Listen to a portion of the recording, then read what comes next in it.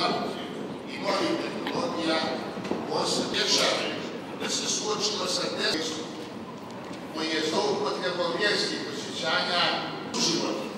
Mora da bude budućnost победниците на Втората светска война. Сите велиме дека таа форма која е создадена во 20 век сега исполнува нова. Thank you. It's an honor and pleasure to be here at this great gathering and to have opportunity to share with this distinguished audience and possibility to meet with lots of our friends. And let me thank the organizers of this meeting, and thank you for this opportunity to have this great contact with you.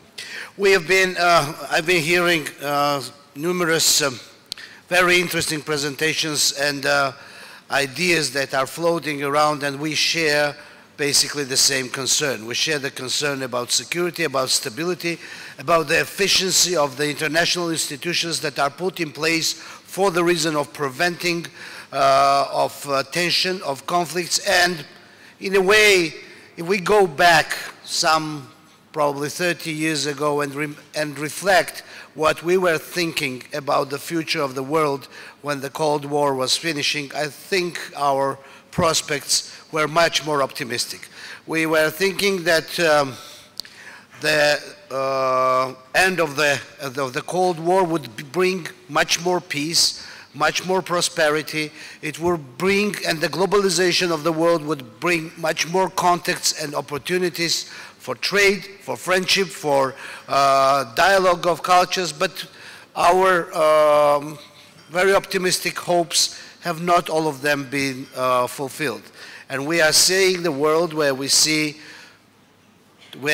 terrorism, where we see suffering of people, death of mass destructions, wars, and we are thinking how to make the process more stable and more peaceful. My country has been an actor and a factor in global security and stability, participating practically in majority of the international missions that have been undertaken for the last 25 years since Georgia became independent. We believe in international cooperation among the nations to solicit to stability not only of your own country, but also to the stability globally, which in this globalized world is reflected on the stability of your homeland.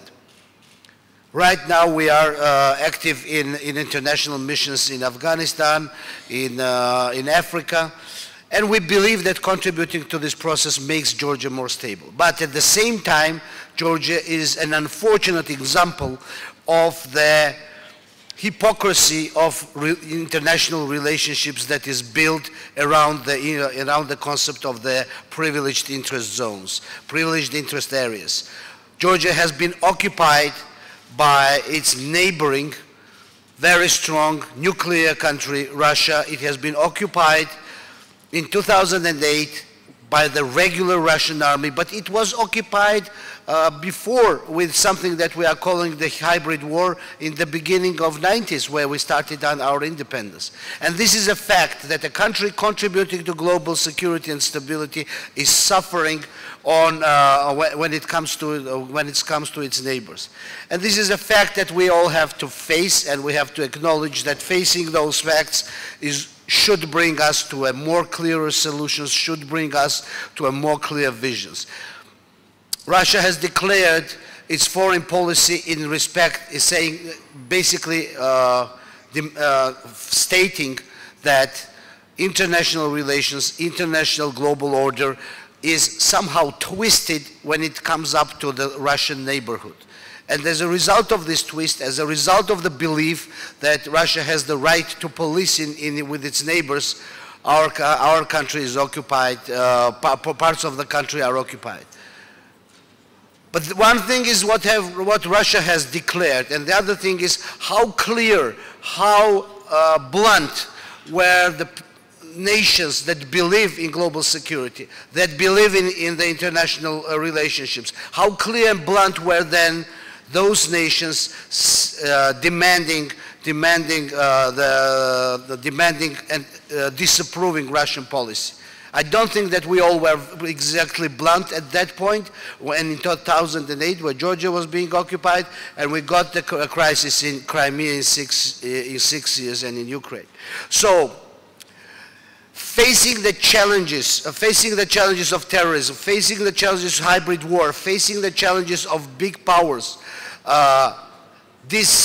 regarding the rules of the game, we should be very clear that in this globalized world, wherever it is happening, it's a threat to security and stability for each and every country around the world which plans to build a more secure future. In this respect, I think we have to be very blunt and not hypocritical in condemning any type of aggression, be it from a strong neighbor or relatively strong neighbor, or maybe just a strong party towards its neighbors and allies. Yesterday, with a decision of the Russian government, the armies of the occupied Tskhinvali region, whatever it is, so-called army, has been implanted and gone under the Russian military control. This is an issue that shows that Russians are trying to create a mockery of international relations by creating precedents of cooperation between the occupied territories and their nation. So I believe that the future stability is in very sincere reactions to cases like this, in being very critical, precise, blunt, and believing that if we want to keep a future global world stable and secure, we have to be devoted and really believe in the concept of international relationships and to really believe in the concept of international law, and that should be a basis for cooperation. That is what Georgia is doing right here in the region. We are an open and embracing partner to Azerbaijan, to Turkey, to other countries in the region, opening Georgia as opportunities for cooperation and for future prosperity projects. Thank you.